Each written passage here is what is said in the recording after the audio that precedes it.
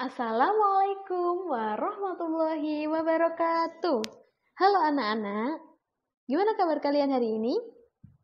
Tentu saja sehat, bukan? Iya dong, sehat. Alhamdulillah. Hari ini kita akan belajar materi IPA kelas 4. Dengan KD 3.6 dengan bunyi menerapkan sifat-sifat bunyi dan keterkaitannya dengan indera pendengaran.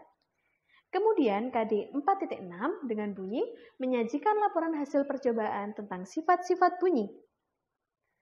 Tujuan pembelajaran hari ini yaitu yang pertama, dengan menyimak video, siswa mampu menjelaskan cara menghasilkan bunyi dari beragam benda di sekitar dengan lengkap.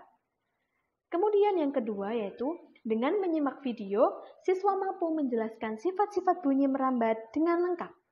Yang ketiga, dengan menyimak video, siswa mampu menjelaskan proses terjadinya bunyi dari sumber bunyi hingga ke indera pendengaran dengan runtut. Dan yang terakhir yaitu, dengan menyimak video, siswa mampu menyajikan laporan tentang sifat-sifat bunyi merambat dengan sistematis. Pokok materi pembelajaran pada hari ini yaitu yang pertama, perambatan bunyi, yang kedua, cara benda menghasilkan bunyi, yang ketiga, sifat-sifat bunyi, dan yang terakhir adalah proses terjadinya bunyi. Nah, kita masuk ke materi yang pertama, yaitu perambatan bunyi. Bunyi memerlukan zat perantara atau medium perambatan. Bunyi dapat kita dengar karena adanya rambatan gelombang bunyi dari sumber bunyi ke telinga kita. Rambatan tersebut terjadi karena adanya getaran pada benda yang menghasilkan sumber bunyi. Media rambat bunyi dibedakan menjadi 3, yaitu yang pertama, bunyi merambat melalui zat padat. Contohnya, apabila kita sedang berjalan di atas rel, kita bisa mendengarkan bunyi kereta yang bergerak dengan cara mendekatkan telinga kita ke rel tersebut.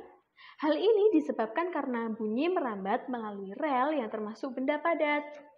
Yang kedua, bunyi merambat melalui zat cair. Contohnya, jika kamu memukul kaleng di dalam air, maka kamu akan mendengarkan bunyi kaleng tersebut karena bunyi kaleng tersebut merambat melalui air. Dan yang terakhir yaitu bunyi merambat melalui zat gas dan udara. Contohnya, kita dapat mendengar bunyi bel yang ada di sekolah karena bunyi tersebut merambat melalui udara. Bunyi tidak dapat merambat di dalam ruangan yang hampa udara. Kemudian kita masuk ke materi yang kedua, yaitu cara benda menghasilkan bunyi. Yang pertama yaitu kendang. Kendang dapat berbunyi apabila dipukul. Kemudian ada seruling. Seruling akan berbunyi apabila ditiup. Yang ketiga yaitu biola. Biola akan berbunyi apabila digesek. Yang keempat yaitu kecapi. Kecapi akan berbunyi apabila dipetik. Dan yang terakhir adalah angklung. Angklung akan berbunyi apabila digetarkan atau digoyang-goyangkan. Nah, sekarang kita masuk ke materi yang ketiga, yaitu sifat-sifat bunyi. Sifat-sifat bunyi dibedakan menjadi 4. Yang pertama yaitu bunyi memerlukan medium. Bunyi memerlukan medium atau media rambatan untuk sampai ke telinga kita. Bunyi akan merambat melalui media perantara dan ditangkap oleh daun telinga.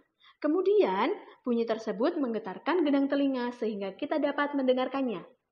Bunyi dapat merambat melalui benda gas atau udara, benda padat, dan benda cair. Yang kedua yaitu bunyi dapat dipantulkan. Bunyi dapat memantul jika mengenai benda padat dan keras, seperti dinding, batu, kayu, besi, seng, dan kaca. Ada 2 macam bunyi pantulan yaitu gema dan gaung. Gema yaitu bunyi pantul yang terdengar lengkap setelah bunyi asli. Gema dihasilkan dari pantulan dinding tebing. Jika kamu berteriak di sekitar tebing pegunungan, kamu akan mendengarkan gema. Dan gaung adalah bunyi pantul yang terdengar hanya sebagian dan tiba bersama dengan bunyi asli, sehingga bunyi asli tidak terdengar jelas. Ruang yang kosong dapat menimbulkan gaung dan kerdam. Yang ketiga yaitu bunyi dapat dibiaskan. Contohnya, suara petir akan terdengar lebih keras di malam hari karena suhu udara di malam hari itu lebih dingin daripada suhu udara di siang hari. Dan yang terakhir adalah bunyi dapat diredam.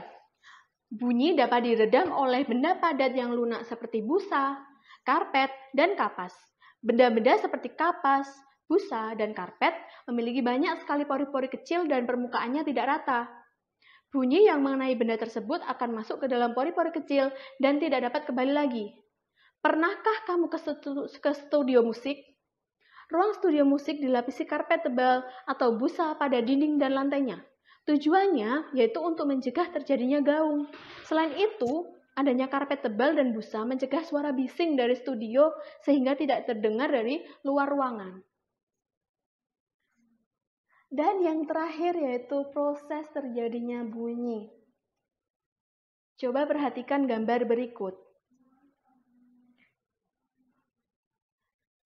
Getaran dari sumber bunyi akan ditangkap oleh daun telinga, sehingga gelombang bunyi merambat di liang telinga, dan bunyi menggetarkan gendang telinga. Getaran gendang telinga menggetarkan tulang-tulang pendengaran. Koklea menangkap getaran dari tulang-tulang pendengaran dan mengirimkannya ke saraf pendengaran, yang akhirnya koklea menangkap getaran dari tulang-tulang pendengaran dan mengirimkannya ke saraf pendengaran, sehingga bunyi dapat terdengar oleh kita. Sekian materi pada hari ini, semoga bermanfaat. Assalamualaikum warahmatullahi wabarakatuh.